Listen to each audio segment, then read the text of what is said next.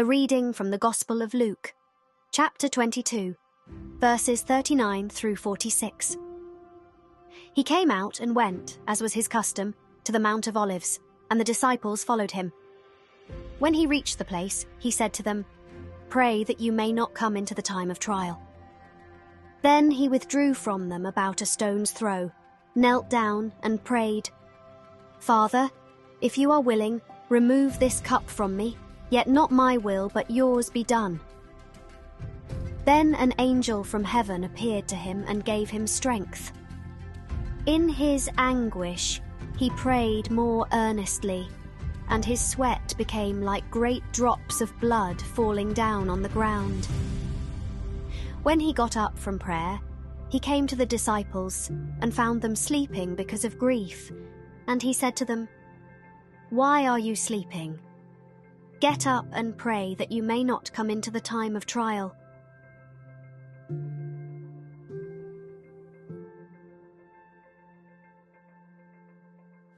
In one of the most striking and tender images in all the Gospels, we encounter a deeply human Jesus sitting alone in a garden on his last night on earth, wrestling with his seemingly inevitable fate, weeping over his imminent death, pleading with God that maybe what's about to happen to him doesn't actually have to happen, while in that same garden, at some distance, his very best friends are too overwhelmed or just too oblivious to stay awake with him through his darkest moment. And at some point during that long night, Jesus comes to them, shakes them from their slumber, and asks, "Why are you sleeping?" And who among us doesn't also wonder why? I mean, how could you not stay awake? How could you possibly fall asleep while the person you love more than anything is falling apart and despairing alone? But don't we already know the answer? It's so hard to stay awake, to keep our eyes open. Despite our most earnest promises and deepest loyalties, it's so hard to stay awake, to cling to love when the night grows long and the light grows dim and our hearts grow weary. Perhaps it's just human nature to check out when we're disillusioned by life. Do you remember the poignant film called About Schmidt? The film was about Warren Schmidt, a 66-year-old recently retired actuary who has spent his whole career predicting the life expectancy of his insurance company's customers, only now to face his own mortality. Shortly after retiring, Schmidt's wife dies unexpectedly, after which he discovers that for most of their marriage, she was actually in love with his best friend. And meanwhile, his daughter lives far away, wants nothing to do with him, and is engaged to a man Schmidt doesn't approve of. So Schmidt is all alone. And in one tragically comic scene, he's sitting in his recliner late at night watching TV and writing a letter to Ndugu, a 6-year-old Tanzanian orphan pen pal, whom he's adopted for $22 through International Children's Aid Program. And he writes to Ndugu about his dead wife, his distant daughter, his own mortality. And then he says, "All I know is I've got to make the best of whatever time I have left. Life is short, Ndugu, and I can't afford to waste another minute." And the scene fades to black with Schmidt falling asleep in his recliner. And we assume that when he awakens the next morning, he's really going to do something with that time he has left. But as the very next scene opens, it's 2 weeks later, and it's late at night, and the TV is still on, and there's Schmidt, still reclining in his easy chair, sound asleep and snoring. It's so painfully true, isn't it? Life is short, and we can't afford to waste another minute, but it is so hard to stay awake. So much of what we consider wakefulness in this life is more like sleepwalking when we're really honest.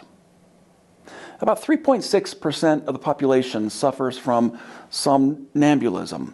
It's the technical term for a sleep disorder in which some people, while they're sleeping, might unconsciously walk around the house or even around the block or cook a meal or eat or even drive a car. Somnambulism is a rare but very real condition that causes some people to perform these complex activities during states of surprisingly low consciousness. But there's a more prevalent form of sleepwalking that plagues most of us in the modern world. It's the experience of going through life on autopilot or cruise control, living unconsciously, looking but not actually seeing, blind to the beauty and needs of the world, and numb to the struggles of life, and deaf to the call and presence of God. Why is it so hard to stay awake?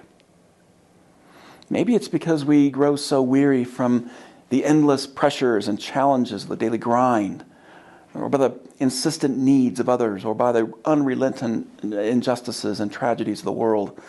So much so that we're prone to simply shut down and stop feeling everything.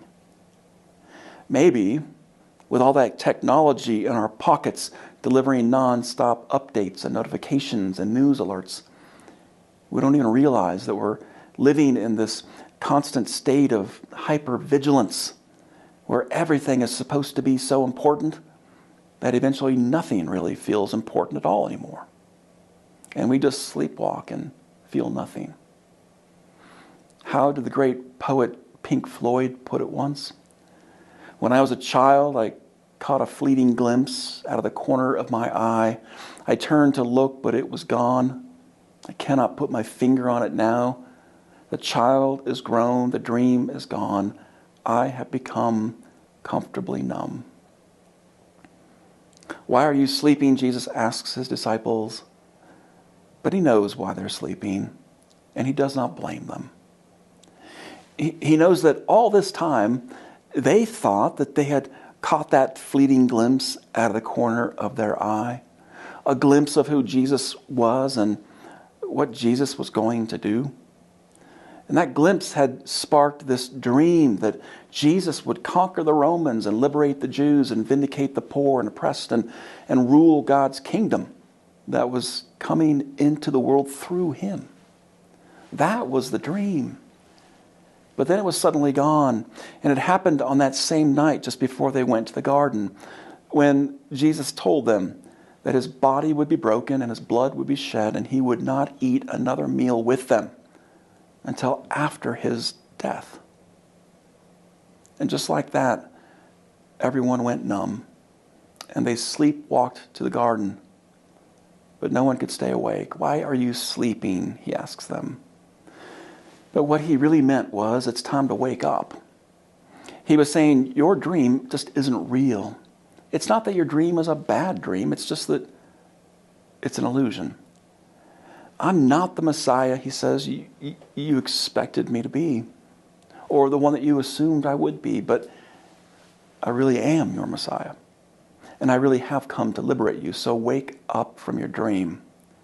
Wake up to this moment you are in. Otherwise, entire days, maybe even your whole life, will slip past you unseen, uninhabited, unfulfilled. Maybe it's so hard to stay awake because we're seduced by dreams that are not real. Have you ever looked at the people in your life and asked yourself, am I really seeing them, or am I just seeing my own thoughts about them, my opinions or assumptions about who they are or who I need them to be? Have you ever looked at a situation or circumstance or your present reality and asked yourself, am I really seeing what's happening here, or am I just seeing what I want to believe is happening? Am I simply painting what I'm seeing with my own biased spin? The truth about most human beings is that we are prone to see others and our reality not for who and what they are, but through our dream or illusion of who and what we want them or expect them to be. This is what makes it so hard to stay awake. It can be exhausting. Because no one and no circumstance will ever conform to our dream. And that the less life conforms to our dreams or illusions, the harder we try to make it so, and the more exhausted we become. Even still, have you ever noticed that we use the word dream to describe the people and circumstances of our lives? We'll talk about getting into our dream college, or landing our dream job, or buying our dream house, or finding the girl or guy of our dreams, and building our dream marriage, and raising our dream kids, and hanging out with our dream friends who ask us how it's going. And what else can we say but, I'm living the dream. It's a dream come true. This life is beyond my wildest dreams. We all say these things, and then we hear others talk like this, and don't we secretly dream about punching them in the face in the name of Jesus? When we live in a dream present, or live for a dream future, it's really hard to stay awake to what's happening right here, right now. It's really hard to engage the present moment with embodied presence and agency. There's a lesson found in one of the most ancient stories of the Hebrew Bible about that man named Jacob who falls asleep in the wilderness and has this extraordinary vision. In the vision, Jacob is given to see that his whole life has meaning and purpose beyond what he'd previously dreamed for himself. Before the vision, Jacob had mostly been sleepwalking through his life, living for himself, for his own needs and desires, chasing after some dream that was always just beyond his reach. He was completely unaware that there was something beautiful and important that was happening right here, right now, underneath his own 2 feet. And so in the vision, Jacob sees a ladder set up on the earth, and it's reaching into heavens, and the angels are descending and ascending. And God is there too at the base of the ladder, standing next to Jacob. And God says to Jacob, I'm giving you a new purpose now. Go to the land I will show you and create an entire nation of my people. Sounds pretty dreamy, don't you think? Especially for a guy who, up to this point, has been a first-class schmuck to everyone in his life. But that vision changes him.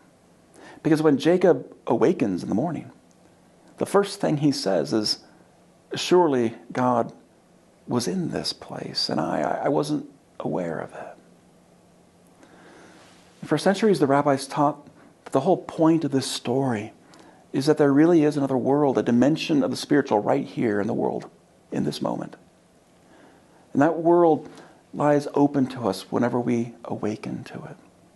Like Jacob, we can access that spiritual world from this physical world. And all we have to do is wake up to it and see the world as it really is. To stop sleepwalking and living in our dreams and to open our eyes. That's when we'll see God. Wisdom teachers have been telling us this for centuries. The Buddhist monk and activist Thich Nhat Hanh said the miracle is not to walk on water, but on the earth. Henry David Thoreau spent 2 years alone at Walden Pond. He said, I went to the woods because I wished to live deliberately, to front only the essential facts of life and see if I could not learn what it had to teach, and not when I came to die, to discover that I had not lived. The Indian mystic Kabir said, the teacher is near, wake up, wake up. Run to his feet. He is standing close to your head right now. You have slept for millions and millions of years. Why not wake up this morning? Jesus put it in the form of a question. Why are you sleeping? And so we must ask ourselves from time to time, am I awake right now? It's a call to pay attention to what's real in the here and now, and to weigh the cost of living for our illusions versus living for what is real. Maybe that's what our denomination finally discovered this past week at our general conference, as it finally dismantled the exclusionary language and all the rules targeting LGBTQ persons. After 52 years of believing the illusion that some of God's people must be sacrificed on the altar of church unity, we finally woke up to the realization that only idols require sacrifice. And we finally said, no more exclusion, no more separation, no more division, no more harm. It's almost like for 52 years, United Methodists have been living in that old Rodney Dangerfield joke, the one where he says, my wife and I are doing everything we can to keep our marriage together. We sleep in separate beds, we live in separate houses, we take separate vacations. But for too long, our denomination has tried to keep the church together by keeping LGBTQ persons separate. And this week we woke up to the realization that the human cost of worshiping this illusion of unity was finally too high. All this time, Jesus has been shaking us from our slumber. Why are you sleeping? And the grace in our story is that Jesus never stopped asking the question until we finally did wake up to what is real and what is right. It's like the ancient story about a conversation between a wise sage and a disciple. The disciple asked the sage, where shall I look for enlightenment? And the sage said, here. When will it happen? The disciple asked. It's happening right now, the sage answered. Then why don't I experience it? Asked the disciple. Because you don't look, answered the sage. What should I look for? Nothing. Just look. Look at what? At anything your eyes light on.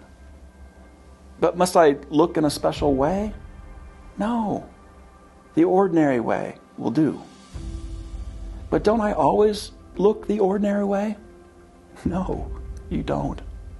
But why not? Because to look, said the sage, you must be here. And you are mostly somewhere else. Today's takeaways: to experience God is to see the real and ordinary in the here and now. Every day ask yourself, am I awake now? God will never stop shaking us until we awaken from our slumber.